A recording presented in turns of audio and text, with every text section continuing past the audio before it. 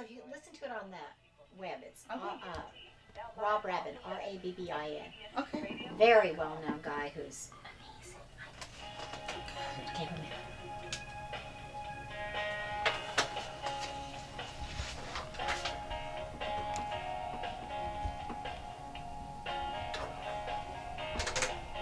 Good morning and welcome to our second hour of Seeing Beyond today. And I'm here with one of your favorites, Linda Crose-Andersen. She is a natural, empathic, intuitive, master clairvoyant, clairaudient, clairsentient, specializing in angel readings. That means she's got a connection to the beyond. And I know that many of you are going to want to participate in our conversation. It's one of my favorite things to do with you Seeing Beyond listeners, because I love to hear what's going on in your lives. So Linda's going to be available for taking your calls. She always asks for permission to talk with your angels. And you know me, I'll put in my 2 cents worth if I happen to come up with that with my own psychic abilities and intuition. Linda, my friend, it's so good to have you back here on Seeing Beyond. Thank you so much, Bonnie. It's great being here. Well, and as I pointed out in my last hour with Rob Rabin talking about authenticity and his book, The Authenticity Accelerator, this is a little stretch for me because we're actually filming today. Honey is here filming us. That would be my manifestation. That's her manifestation, which we'll be talking about. So Honey is here behind the camera. It's too bad he's behind the camera because he's kind of a hunk, isn't he? I think so. Hi, Honey. Say hi. Hi, how are you? I'm good, thank you.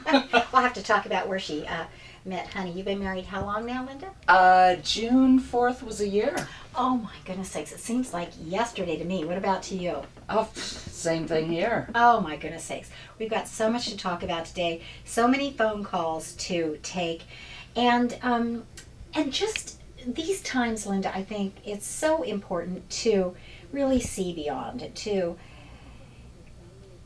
not only ask for help, but to know we're going to receive it, to count on help. And, you know, you and Doreen Virtue have talked over and over again about the importance of asking. Sometimes the angels can get in the way of a semi-truck that's just about to hit us and cream us. But for the most part, they respond, they do our bidding when we ask them to. Speak to that, Linda. Well, it's all by will, free will of the universe, where we have to ask them to intervene. Otherwise, they don't really know that we want them to or need them to. And there's something about free will in all of this. In other words, they don't want to, we've got to learn our lessons here too. Absolutely. Absolutely. You know, it's funny, you talk about Doreen, and I'm reading her book, the original one, The Lightworker Way, and fabulous book. Fabulous. And it's helping me so much brush up on things. You know, she's going to be at East West Books in Mountain View the beginning of July. I don't have the exact date here, but you can go to eastwest.com and find out when Doreen Virtue is going to be there. Oh my gosh, that you better make your reservation the second you heard it out of my mouth, because I'm telling you that is going to be filled, and if I can possibly make it, I'm going to be there too. Yes, the angels want us to ask them for their assistance, and that's why when our folks call in and want to talk with you, you always say, may I have permission to speak to your angels? Exactly. Go into a little more detail about and that. And they want to help us. That's what they're here for. They want us to be happy. But they're respectful of us. They're very respectful. Does that mean they're respectful of our privacy? I mean, are they spying on me at all times in my life? Do I have some times when the curtain's closed? I wouldn't say they're spying. Okay. Maybe they're just sitting there. Sorry, Angel. Sitting there reading a book or something, in case you may need them. Right. But we all know who we call for at those times. Right. All right, so this is being filmed by your husband. We'll call him Honey. Yes. And this is going to be shown on your cable television program. What's the name of that? How can people see me with that? Oh, you look beautiful. Well, you were thank you. beautiful. You know, I think it's kind of funny. People go, oh my gosh, Bonnie, you do radio. I mean, don't you want to be on television? I go, no. I like being behind the scenes. I like being behind the mic. That's more my style. Right. But I'm willing to do it. You asked, and of course, if somebody asked me to do something, and I think I it's appreciate stretchy, it I go, so much. okay, I'll do it. So tell us about your television program so Sing Beyond listeners can see us. Well, it's on KMVT. That's channel 15? Yep. Okay, thank you. Thanks, honey. That's channel 15 in Mountain View, and it shows in Los Altos, in Mountain View, in, I believe, parts of Sunnyvale and Cupertino. And you can also see it on YouTube. You can see all the past... You mean people all over the world are going to be able to watch us? Yeah. Wow. And hear us too, because we're being streamed live now on KESTradio.com. That's right. I am telling you, Linda, things have changed so much since when I started Sing Beyond. Somebody said to me, Bonnie, I think you ought to get a fax machine for your office. And I go, why would I need that? So, we used to actually lick envelopes to send a contract, and put a stamp on it.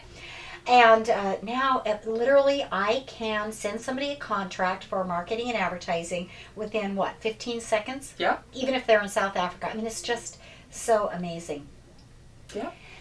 We've got about 5 minutes before our first break, and it's been a while since you've told your story. You have had an unusually, I would call it fortunate childhood, in that you were not raised by naysayers. You were raised by folks who believed in what my family would call all this stuff.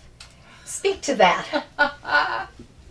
Well, great-grandma was a medium. She emigrated from Sweden at about 17, and she died just a couple months shy of 100. So when she came to San Francisco, she joined the Spiritualist Church. So we were pretty much raised on that thing, going to Grandma's house every Sunday. We got to drink coffee, and we'd hear about who came to visit Grandma.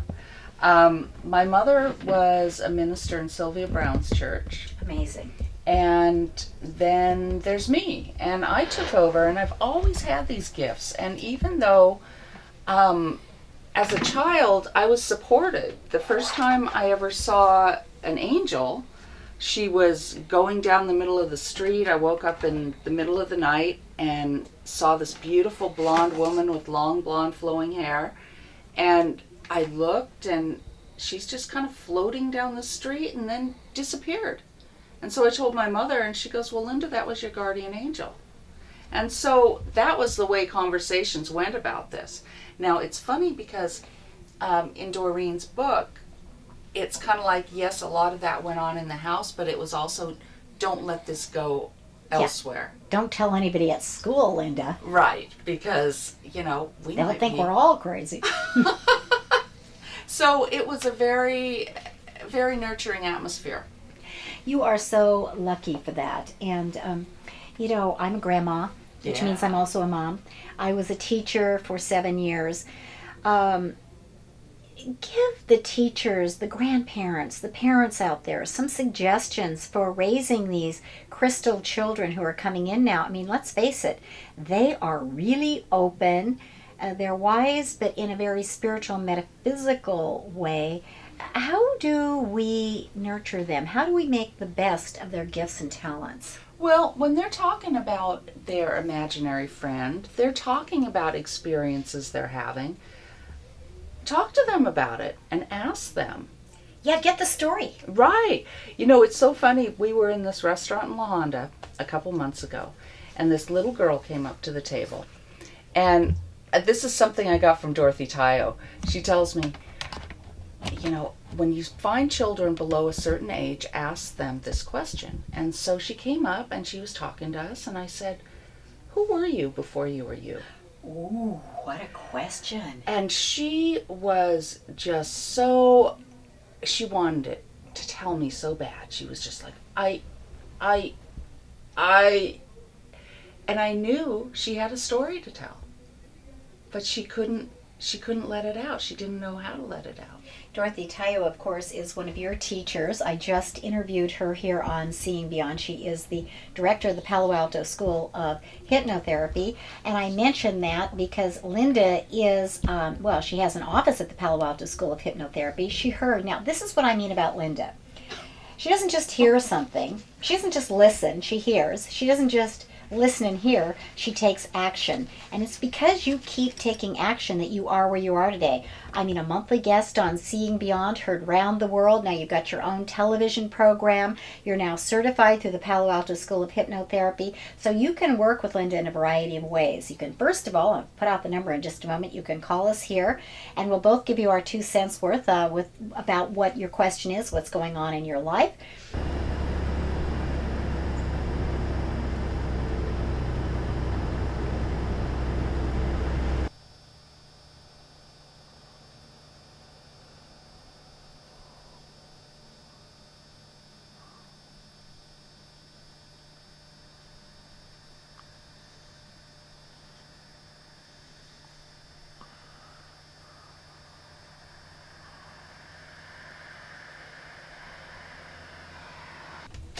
This is Bonnie Coleen, and I want to ask the question, are you a licensed mental health professional needing continuing education credits? Have you noticed clients struggling more during these times of increased stress and change? Well, on Saturday, June 25th, you are invited to join Jennifer Grobe, LCSW, for a 6-hour workshop. It's called Unacknowledged Loss and Hidden Grief, Awakening and Releasing the Past. So call Jennifer at 510-642-4111, 510-642-4111, or log on to extension.berkeley.edu and register for course number 405886. 405886. Call Jennifer at 510-642-4111. Alrighty, you guys, we're sitting here waiting for your phone calls, wanting to hear what is going on in your life. I have been a psychic now for about 25 years. It's kind of interesting to me that I must have had these abilities as a child, but they were pretty well squelched.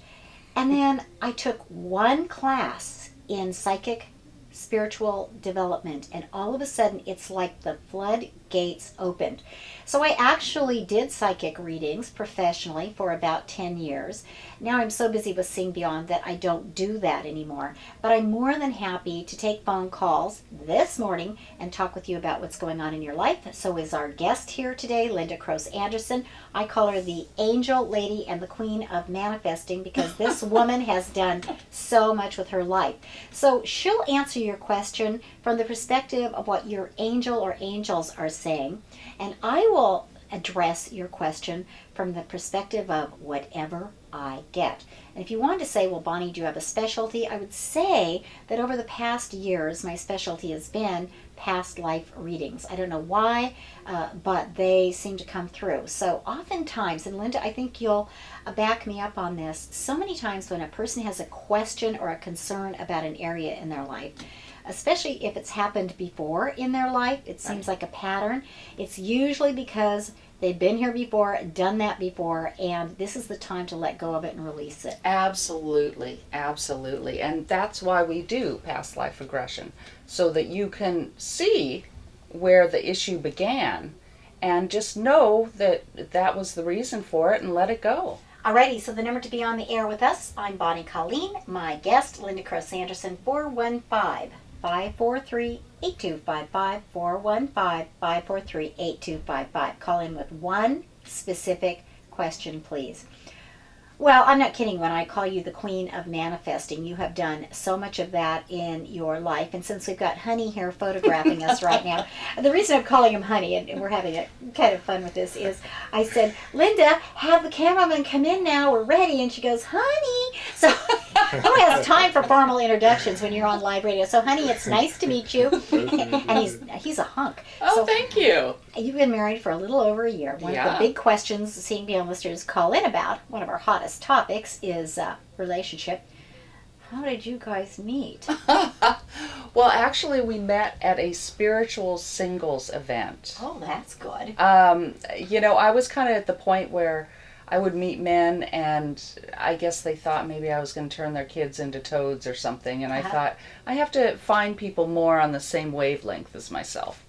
So I found a woman who was holding these spiritual singles events, and we held one at my condo at the pool house there. And I had seen him on, it was a meetup, so I had seen his profile and a picture of him, and I thought, he's some short little Russian guy. And obviously, it looks very short to me.